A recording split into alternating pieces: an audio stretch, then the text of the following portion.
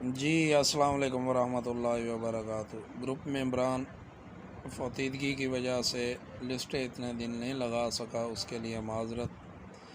Market में अजीब अफरा तफरी है, व्यापारी हजरात माल देने के लिए तैयार नहीं, वो मुँह मांगे दाम मांग रहे हैं और मिल मालकान रेट सुनकर खामोशी अख्तियार किए हुए हैं। तो देखें आज के सक्रैप के रेट लिस्ट और अपने सोच समझ के मुताबिक कारोबार करें। अस्सलाम वालेकुम वरहमतुल्लाहि वबरकातुहू।